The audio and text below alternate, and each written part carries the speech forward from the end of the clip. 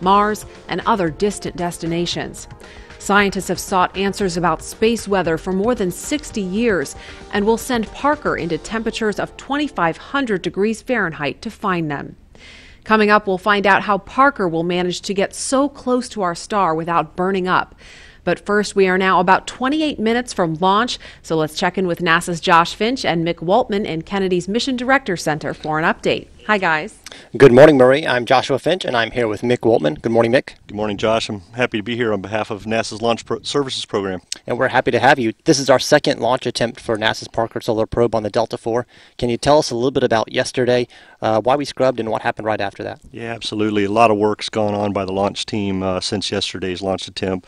They've been working on a few things. The gaseous helium bottle pressure limit that resulted in yesterday's morning scrub was evaluated by United Launch Alliance and the NASA launch teams for today's op. The teams will continue to monitor that limit. However, they did place in some new limits for the port and starboard common booster cores. So they'll continue to watch that today. After detanking yesterday, the team did perform inspections of the launch vehicle bond-on foam insulation, or BOFI.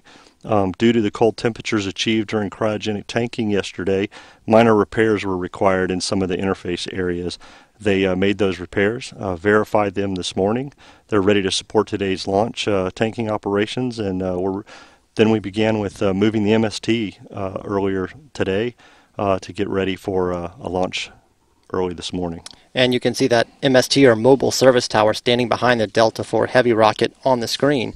The teams also just received a weather briefing from the U.S. Air Force 45th Space Wing. The launch weather officer for today's mission is looking into a whole host of weather-related details, such as wind speed, cloud coverage, and more. And launch teams need to know this before committing to launch. That report came back pretty great. Our probability of violation is now just 5%. That means we are 95% go. Winds 6 knots out of the southwest. The temperature is at about 78 degrees. Those concerns that we were initially looking at with the anvil clouds, it doesn't look like any of them are going to drift into the launch area today, so we are really good on cloud coverage for today. So a good news story with the weather improving for us. And Mick, can you tell us a little bit about the Delta IV Heavy with the additional third stage that we're seeing on our screen now? Yeah, absolutely, Josh. Due to the extremely high energy required for this mission, the Delta IV Heavy launch vehicle was chosen by United Launch Alliance and NASA LSP. The launch vehicle is unique in the fact that it has 3 first-stage hydrogen-fueled common booster cores. Each have an RS-68A main engine to provide the initial thrust out of Earth's atmosphere. On top of the center common booster core, you have a Delta cryogenic second stage with an RL-10B engine, which is used to achieve an intermediate escape orbit once in space. On top of that, we have a 63-foot, 5-meter bisector composite fairing, which protects Parker Solar Probe as it ascends through Earth's atmosphere on its way to space. And inside the fairing, along with the Parker Solar Probe spacecraft, we have a third stage provided by Northrop Grumman Innovation Systems, a solid rocket motor that is called the Star 48BV. It's a vectorable motor that's used to put that final push to send Parker Solar Probe on its trajectory to the Sun. All of these vehicle features play an important role in getting Parker Solar Probe on its way to touch the Sun this morning. And again, a live shot there of the Delta IV Heavy rocket with the additional third stage at Space Launch Complex 37.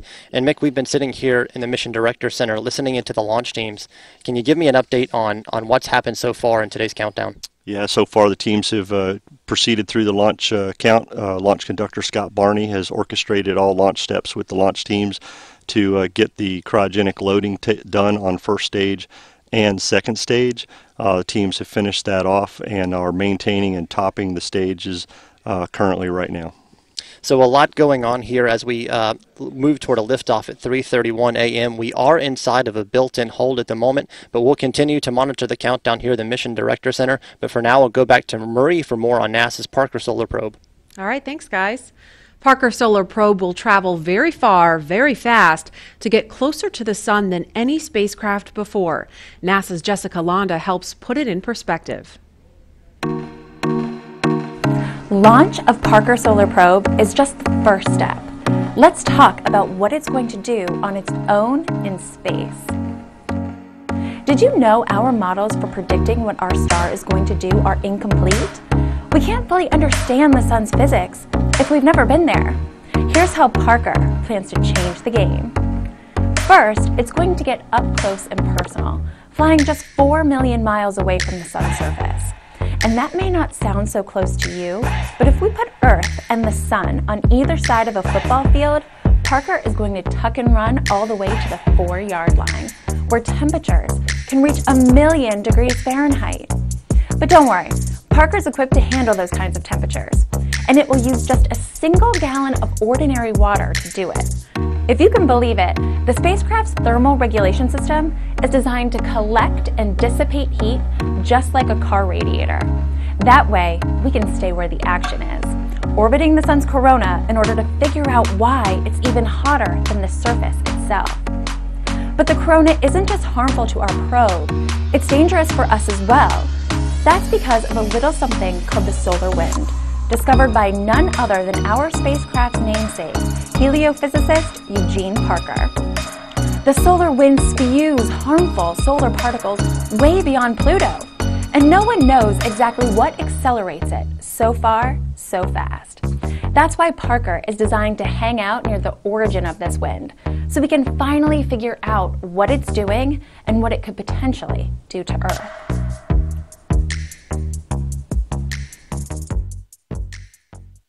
Thanks, Jessica. Data collected by Parker Solar Probe will provide an unprecedented picture of the sun. NASA EDGE's Franklin Fitzgerald is live on set right now with senior heliophysicist Eric Christian. Hi, Franklin. Hi, Marie.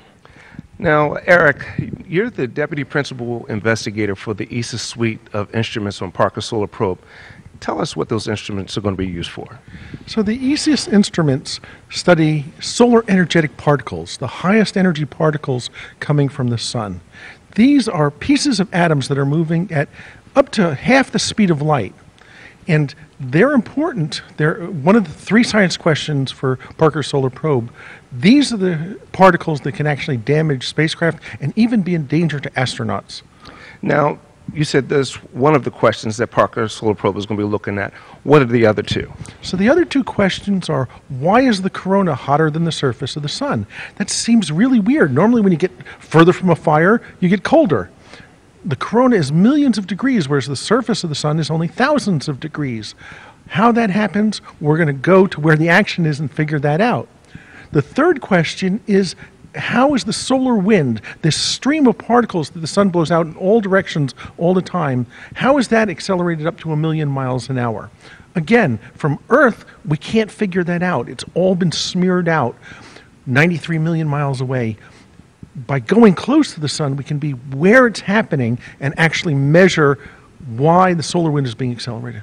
And actually, Parker Solar Probe is actually going to be looking at the origin of space weather, where the solar winds and the space weather begins. That's right. So we're trying to do some basic science that'll be able to get us to the point where we can do models that predict space weather, which is what our eventual goal is.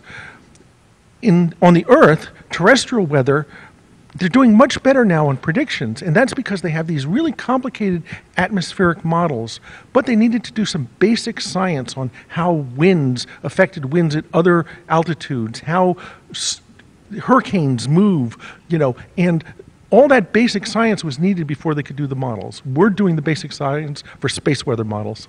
Eric, thank you for your help this evening, and I'm sure you're going to go find a spot to see the launch this evening. I'm really excited about it. All right. Marie, back to you. All right, thanks, Franklin. Let's check in now with Josh and Mick in the Mission Director Center for an update and a closer look at the Delta IV Heavy, one of the world's most powerful rockets. Guys? Thank you, Marie, and welcome back to the Mission Director Center. It takes a team to be able to launch the Delta IV Heavy this evening. Teams from NASA, United Launch Alliance, the U.S. Air Force, and more. Mick, can you characterize the teamwork that goes into doing something like this tonight? Yes, Josh, as you said, it's a team effort to get a mission this far prepared for launch. Mission teams working around the country have prepared the rocket and the spacecraft for this morning's launch attempt. Teams from United Launch Alliance stationed in Denver, Colorado, from their production and manufacturing facility in Decatur, Alabama. We have spacecraft from NASA's Goddard Space Flight Center in Greenbelt, Maryland. Johns Hopkins Applied Physics Lab in Laurel, Maryland.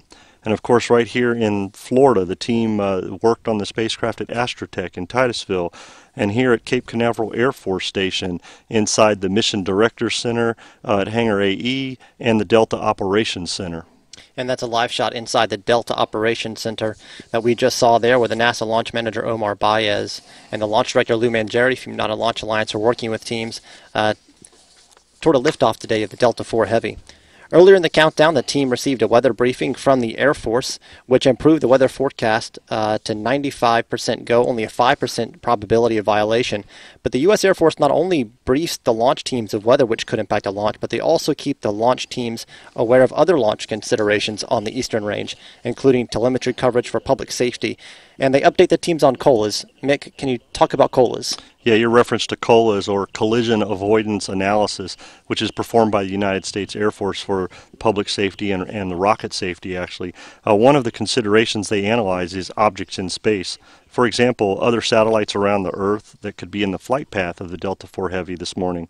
With a 65-minute window today, there could be some small cutouts, what we refer to, where the launch teams would not be able to lift off.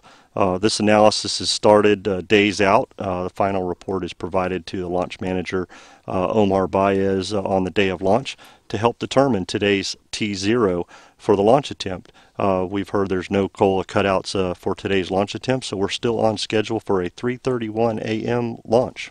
And we do have an hour and 5-minute window should launch teams need more time, but we're at the beginning of the window right now. You're looking at live shots of the Delta IV Heavy rocket. And Mick, can you tell us a little bit more about what's happened up to this point? Yeah, right now we're in the T-4 and holding. We've got about 12 and a half minutes left in this built-in hold. Teams have been working to get cryogenic tanking completed.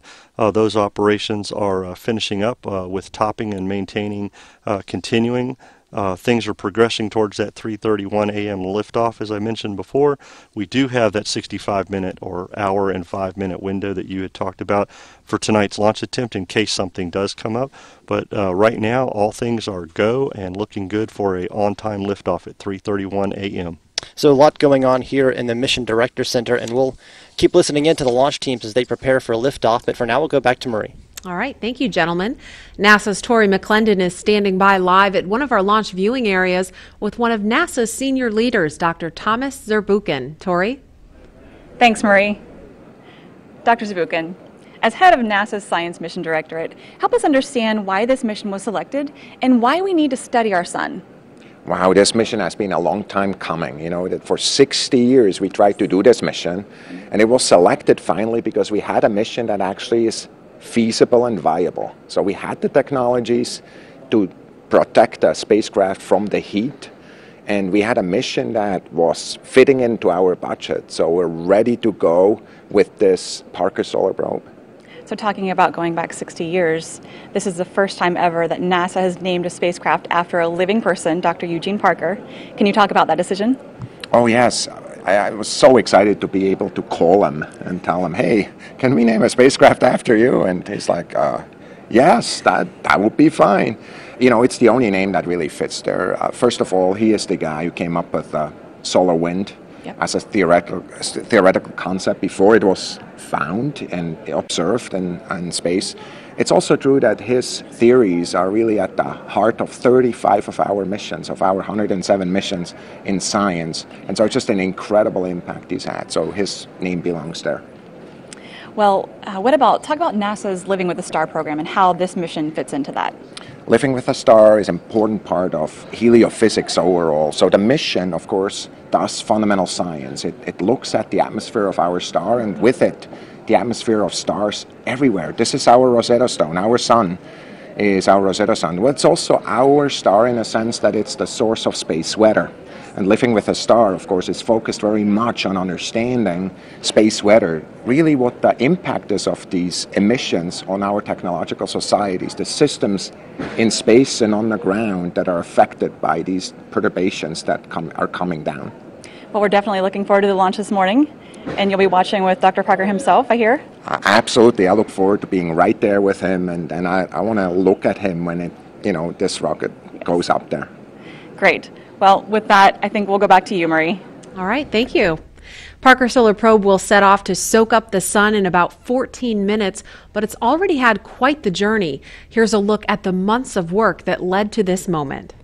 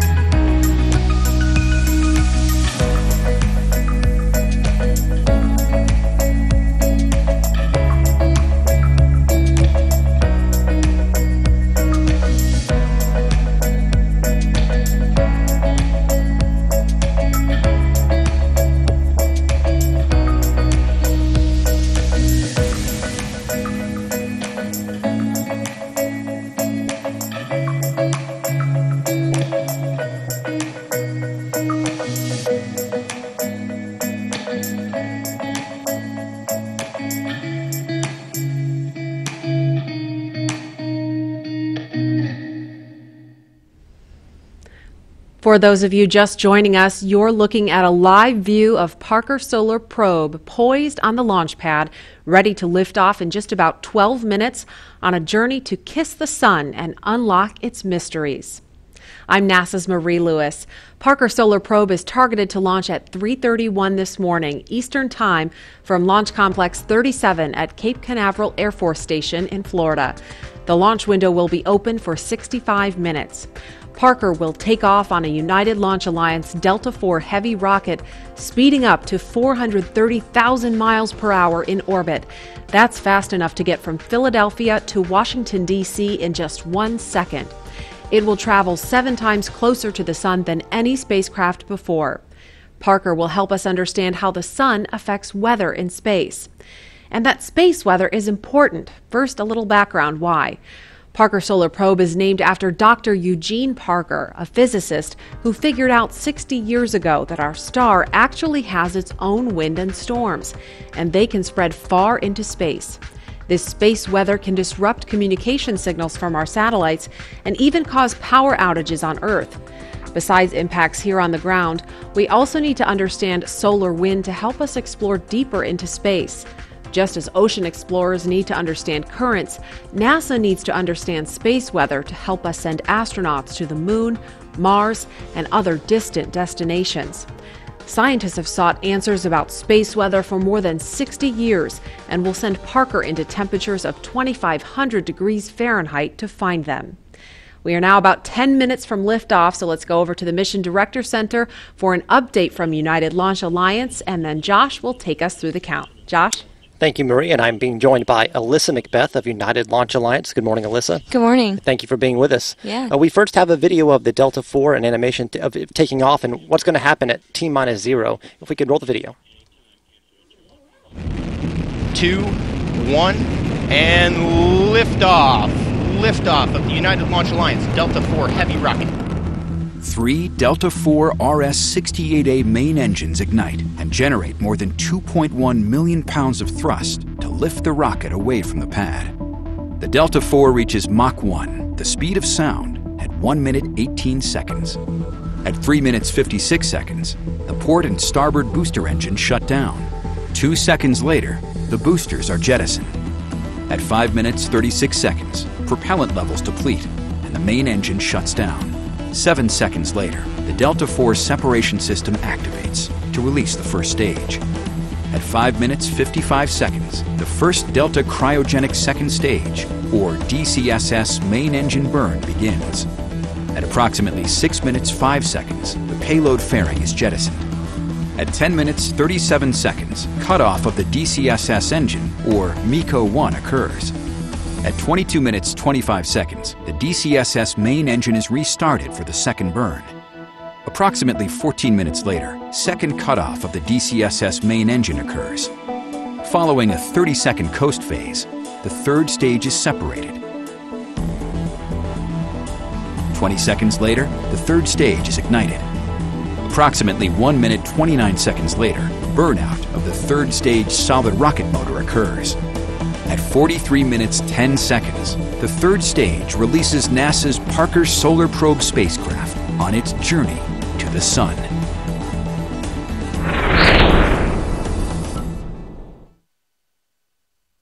Alyssa, a lot happens after T0, but can you tell me what's happened up to this point and what's about to happen in the count?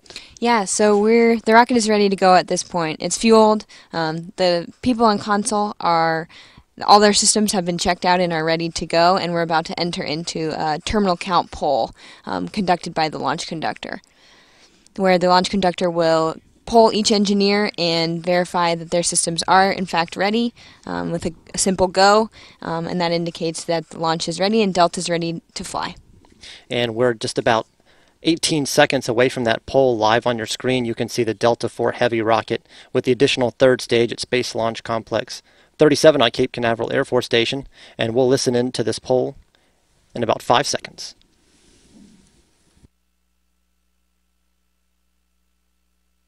Status check to proceed with terminal count. First stage systems, propulsion. Go. Hydraulics. Go. Locks. Go. LH2. Go. Second stage systems, locks. Go. LH2. Go. Third stage systems, third stage vehicle manager. Go. Electrical systems, airborne. Go. Ground. Go. Facility. Go. RFFTS. Go. Flight control. Go. COM. Go. GCQ. Go. Operation support. Go. Pneumatics. Go. Umbilicals. Go. HAZGAS. Go. ECS. Go. Red line monitor. Go. Quality. Go. Op safety manager. Go. ULA safety officer. Go. Vehicle system engineer. Go. Anomaly chief. Go. Range coordinator. Clear to proceed. Launch director. You have permission to launch. Proceeding with the count. MEQ, established swing arm lock pins pulled. Active.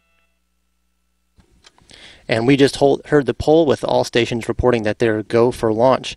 Alyssa, we're entering the final few minutes of the count here, about 5 minutes and 45 seconds before we launch. And can you tell me what it means to United Launch Alliance to be able to launch the Parker Solar Probe mission? Yeah, ULA is always excited about doing interplanetary missions. The chance to get to explore the solar system is something that we look forward to and are happy to be a part of.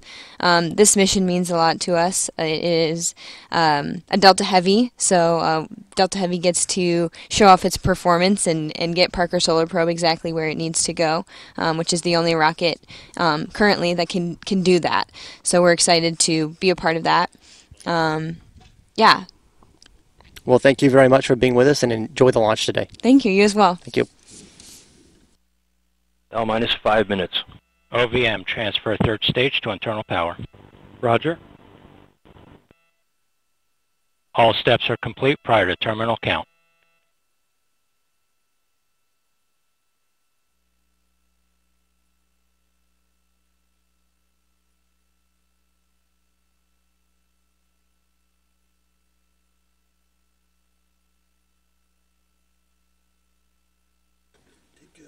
And we have about 30 seconds remaining in our hold in the T-minus clock.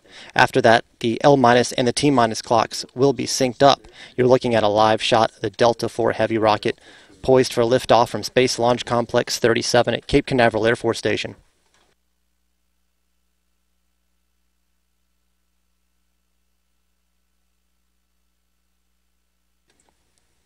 And we'll pick up the count. 5, 4, 3, 2, 1. T minus 4 minutes and counting. Minus 355. Ground pyros enabled.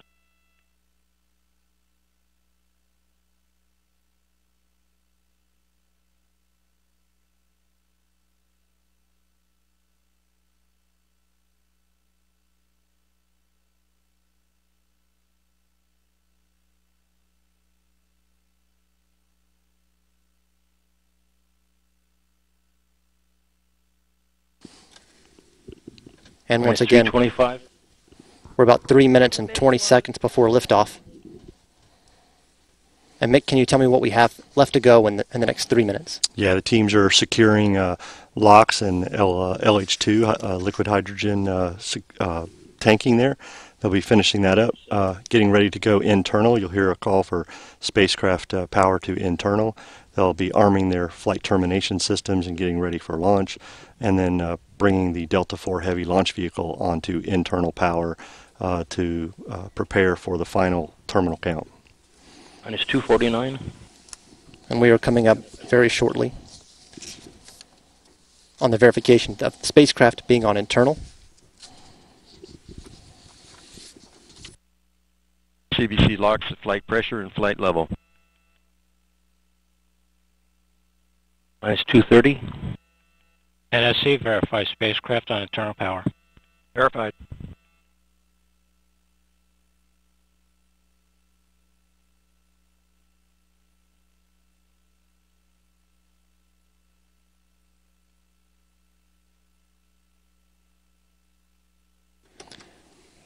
And we are at T-minus 2 minutes, 5 seconds, and counting.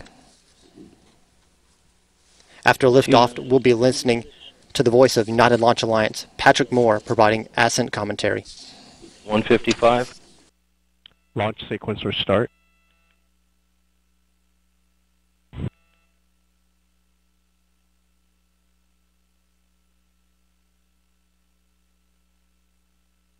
Minus 140. SCS launch enable. 137. CBC LH2 at flight pressure and flight level. FTS armed. Minus 120. We'll see you armed. FCS count started.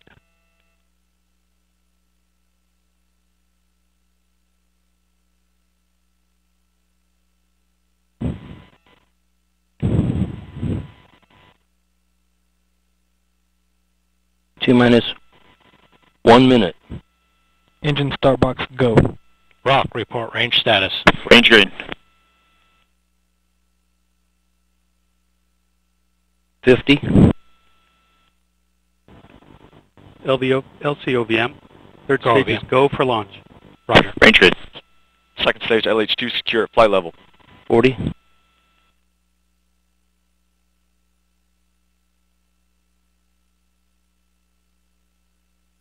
Minus 30.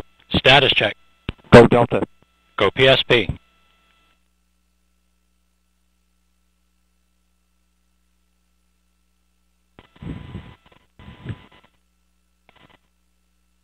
Minus 15. Roll for ignition.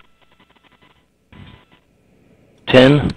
9. Nine, Start. 8, 7, 6, 5, 4, 3, 2, 1, 0. Liftoff of the mighty Delta IV Heavy rocket with NASA's Parker Solar Probe, a daring mission to shed light on the mysteries of our closest star, the Sun. 3R68 look good in the full thrust mode.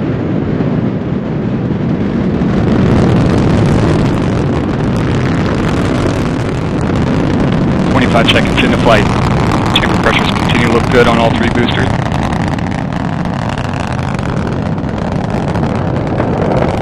Now 35 seconds in.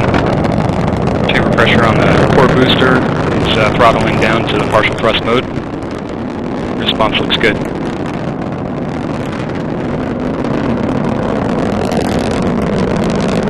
Now 50 seconds into flight.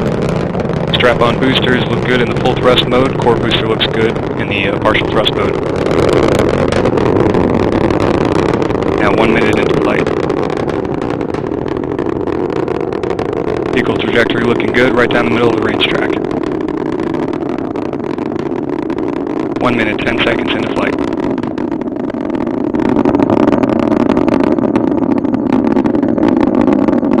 Coming up on 1 minute, 19 seconds into flight, max Q, maximum dynamic pressure, and Mach 1 Delta IV is now supersonic.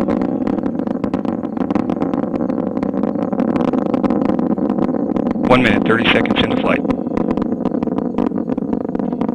Port and starboard booster engines continue to look good in the full thrust mode. Core booster looks good in the partial thrust mode.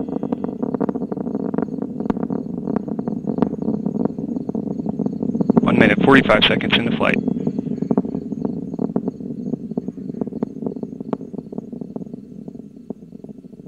Trajectory continuing to look good right down the middle of the range track. ACS press valve has been opened. ACS pressure response looks good.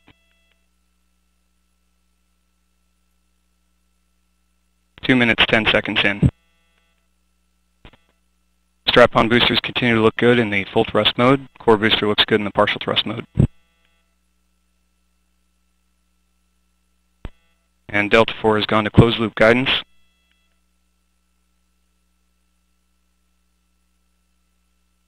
Two minutes, 30 seconds into flight.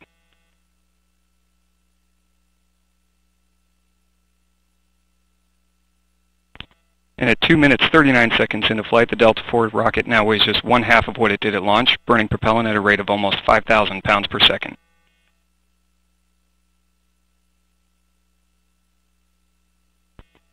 And launch vehicle is now 33 miles in altitude, 49 miles downrange distance, traveling at 4,500 miles per hour.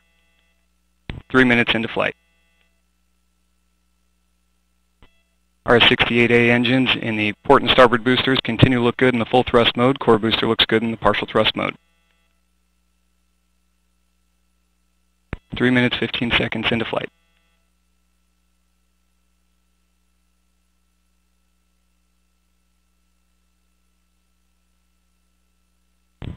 Trajectory continuing to look good down the middle of the range track.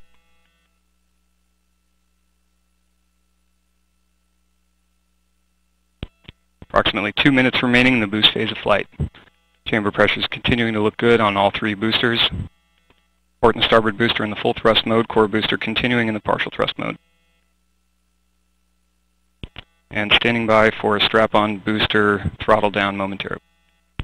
Port and starboard boosters have begun to throttle down.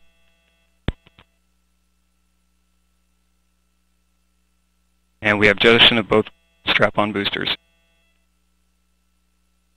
Core booster is throttled back up to full thrust. Response looks good.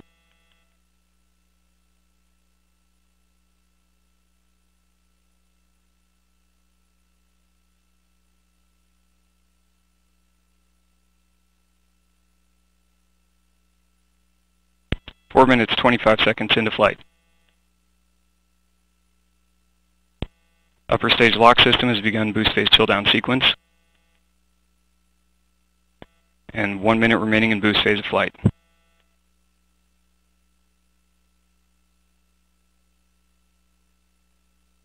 And upper stage fuel system has begun boost phase chill down.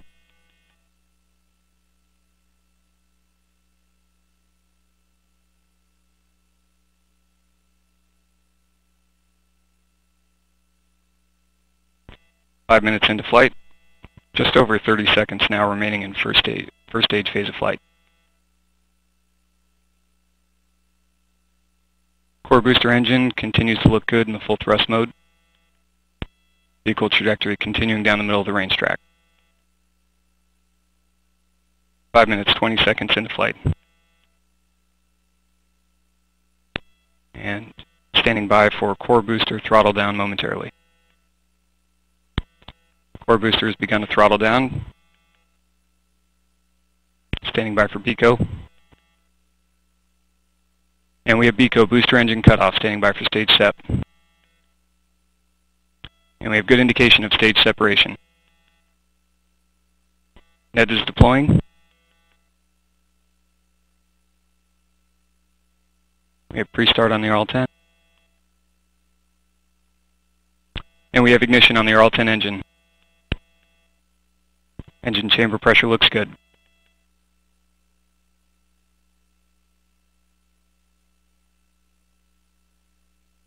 And we have good indication of payload fairing jettison.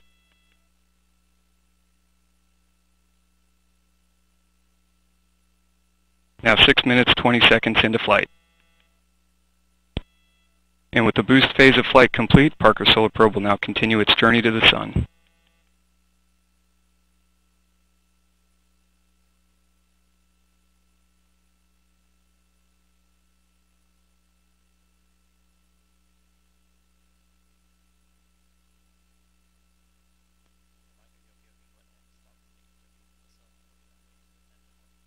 And it's 6 minutes 50 seconds into flight. RL-10 chamber pressure looks good. Seeing good responses on the upper stage RCS system. And after a brief review of booster performance, seeing very close to nominal performance on the booster.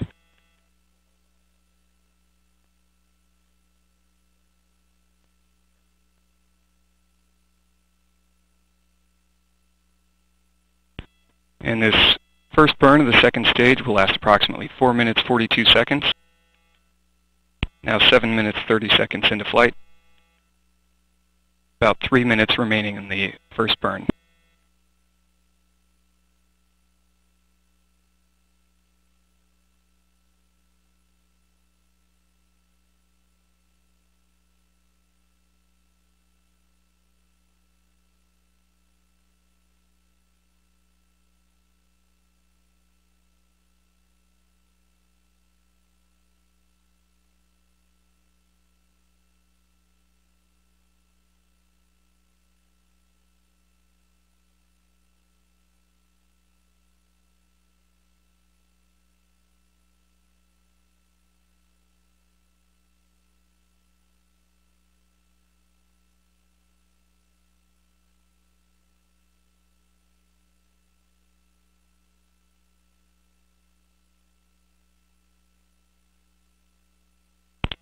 And at 8 minutes 30 seconds into flight, RL-10 chamber pressure continues to look good. Seeing very stable values on the upper stage LOX and LH2 tanks. ACS storage bottle pressure looks good. And vehicle body rates are very smooth.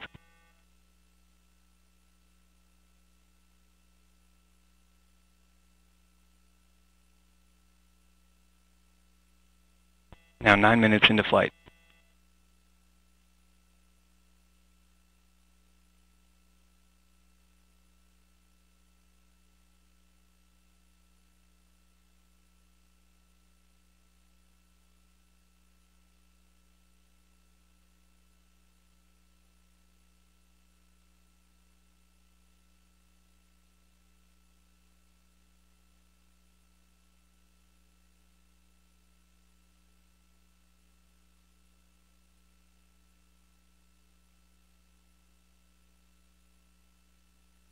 And at 9 minutes 40 seconds into flight,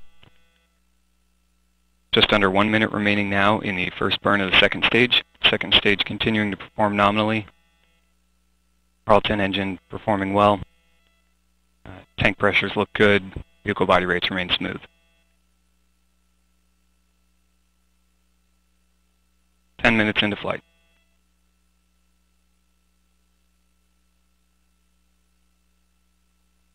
And about 30 seconds remaining in the first burn.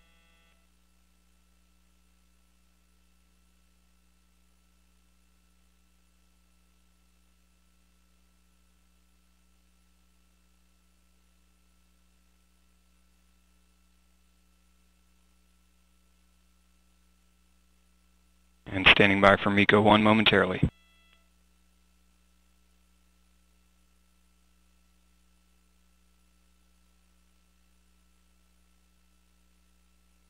And we have MECO.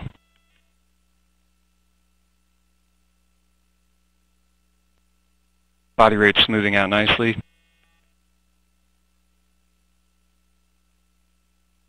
And now seeing upper stage ACS firings as expected. Now 11 minutes into flight.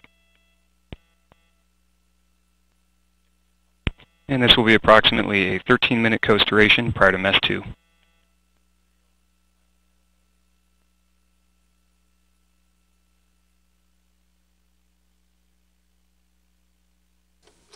From the Mission Director Center, I'm joined once again by Alyssa Macbeth of United Launch Alliance. For those of you that are watching, we had an on-time liftoff today of the Delta IV Heavy rocket. And Alyssa, can you tell me how the launch went? Oh my goodness, that was a beautiful launch. Just the sound and everything. Oh, it was great. It's looking good so far too. We saw good separation of the boosters from the main core and the booster from the second stage. Just experienced MECO 1. There's going to be 2 burns of the second stage, so that's coming up. The second burn, second engine start. And then in just approximately 45 minutes, we'll see payload separation. So everything's looking good so far. Great. And can you tell me a little bit about your experience working with ULA and what it's like to work in a mission like this again? Yeah. So I get to work with the innards of the rocket, the electronics, the avionics boxes, ordnance, pyrotechnics, all that kind of stuff. So working on a mission like this is something really special. To be able to get your hands on a vehicle like this and do something that's going to affect the world is really, really amazing. Well, thank you very much again for being with us, and I think we'll talk to you a little bit later in the broadcast. Mm-hmm. Thank you, Alyssa. Sounds good. Thanks.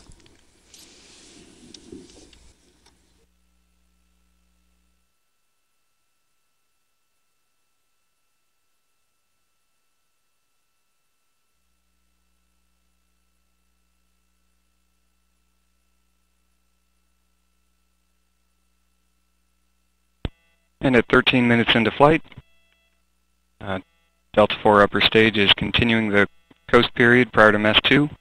Vehicle systems all performing nominally during this coast, seeing periodic thruster firings as expected. Tank pressures and body rates remain stable.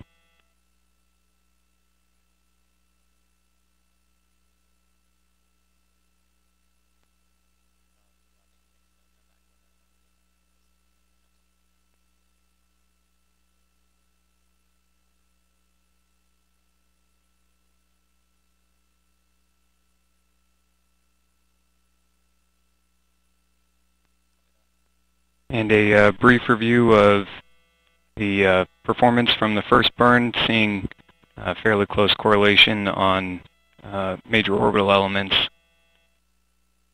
Performance appears to be pretty good.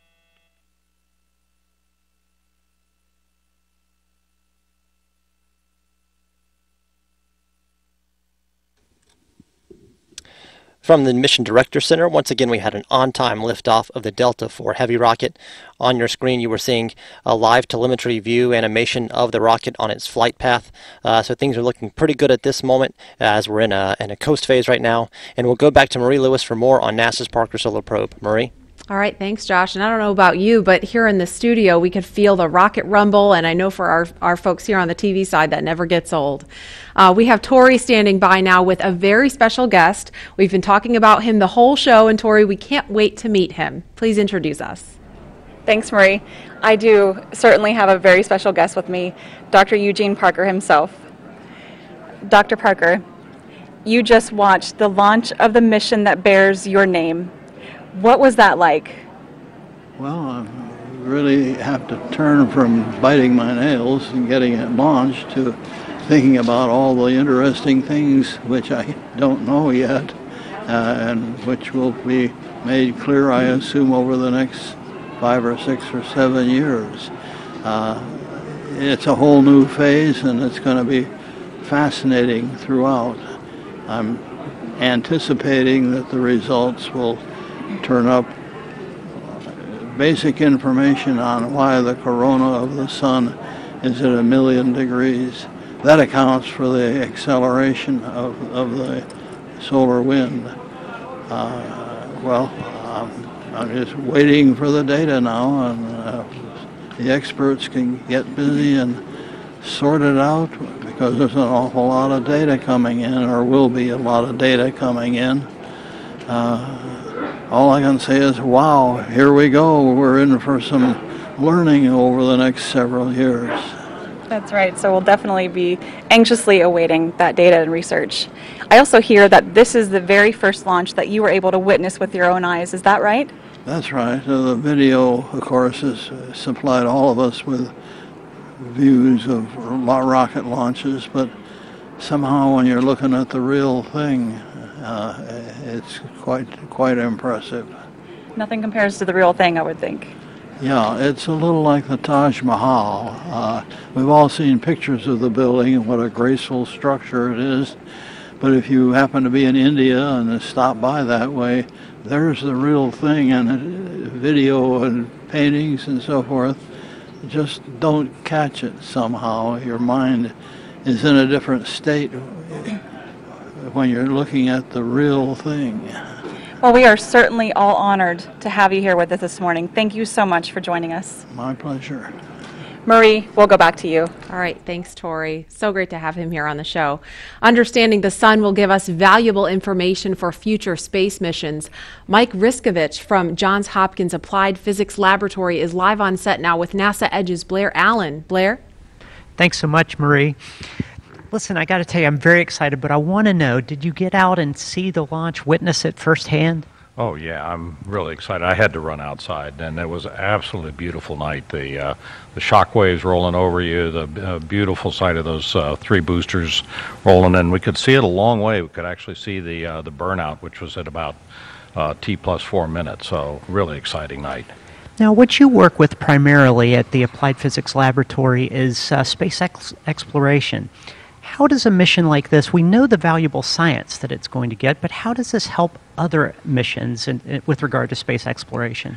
Well, this is going to be a really big deal, not just for space exploration, but people on Earth. We're going to get a lot of new knowledge, which is going to help predictions and warnings of severe solar events that can take down the power grid or other pieces of our technological society.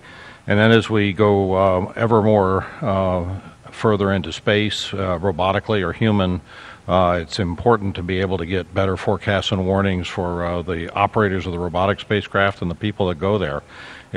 Today we're kind of like the mariners were in a few hundred years ago, where you didn't get warnings of hurricanes, and we want to be able to provide those warnings so we can keep people and hardware safe. Yeah, exactly. Keeping our hardware safe, and all those future missions we have, and even some of our current missions will be able to help them as well. Yes, no doubt. We try to design to withstand the harshest environment, but it's always worthwhile to have a good warning and know when you got to hunker down and play things safe until the storm blows over, so to speak. Yeah, exactly. Well, I appreciate it. Thanks so much for coming off console to be with us for a few minutes and answer some questions. We look forward to getting great things from Parker Solar Probe. Thanks. We look forward to it, too. We got a starting line and a finish line. Finish line for the development team and the launch team, and the starting line for the science team for 7 years of discovery. So, awesome. Thanks. Yep. Back to you, Marie. All right. Thanks, Blair. So how do we get close enough to the sun to actually sample its incredibly hot atmosphere? It's complicated, but NASA's Tori McClendon caught up with Dr. Nikki Fox, project scientist for this mission, to help illustrate Parker's path. Thanks, Marie. Nikki, thank you for being here. You're welcome. So there's so many fascinating things about this mission. One thing that I find particularly interesting is the unusual orbit that Parker's going to take once it launches. Can you explain that? Yes, once we're in space, it's a very busy first couple of weeks for us. We have to get it commissioned and all ready to go, because just 6 weeks after launch, we encounter the planet Venus for the first time.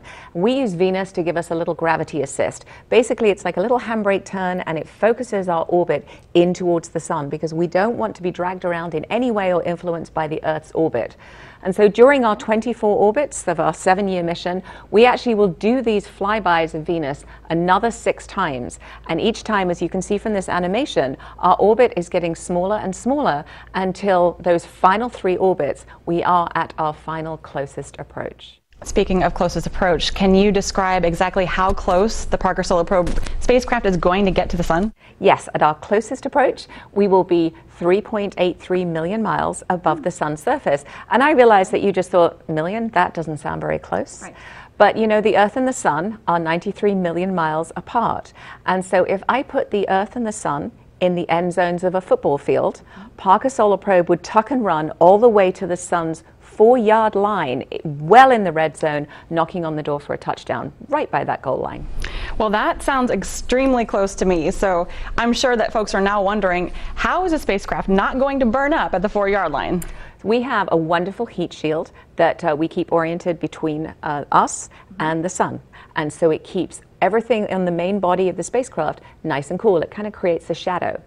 and it has a white coating on it that was specially designed for Parker Solar Probe, very much like you prefer to be in a white car on a hot day instead of a black car on a hot day. The heat shield is glowing and it is reflecting a lot of the sun's energy. And so the front side of the heat shield gets to about 2,500 degrees Fahrenheit, but everything on the main body in that shadow is at about 85 degrees Fahrenheit. So much like a pleasant Florida evening. That sounds so lovely. Well, Nikki, thank you so much for being here today. We're all extremely excited about this mission, Go Parker Solar Probe. And with that, Marie, we'll go back to you. We are coming up on another major milestone in Parker Solar Probe's flight. Let's head back over to Josh for the latest. Josh? Thank you, Marie. I'm here again with Alyssa Macbeth, and we've been monitoring the flight as it's gone so far. And can you tell us a little about where we are now and what's about to come up next? Yeah, so as I mentioned earlier, there was two burns of the second stage. So we're about to come up on that second burn. After that, the engines will light and we'll enter that phase, and then they'll cut off and we'll enter into a coast phase right before second stage separation. Then the third stage will ignite at approximately 37 minutes into the flight, and that will be our last and final burn before spacecraft separation. So we had a great launch on time this morning at 3:31 a.m., but there's still more work to do. There is. Before the spacecraft separates. Mm-hmm. And can you tell me what's next for United Launch Alliance? Yeah, our team is still working they're monitoring data in the launch control room and in Denver as well as here, just looking to make sure everything looks nominal, that the booster performed. They're probably looking at data from the booster and making sure everything looked clear and good there. And as we continue through the flight, they'll continue to do that. Well, once again, you're looking at a live telemetry feed here. It's an animated feed that you see of the second stage. When at the very top of it, you see NASA's Parker Solar Probe there, which is moving toward its separation time. And we just have confirmation of ignition of the RL-10 engine. And with that, Alyssa, thank you for joining us today, and thank you for a great launch. Thanks for having me again. Yes. Thanks.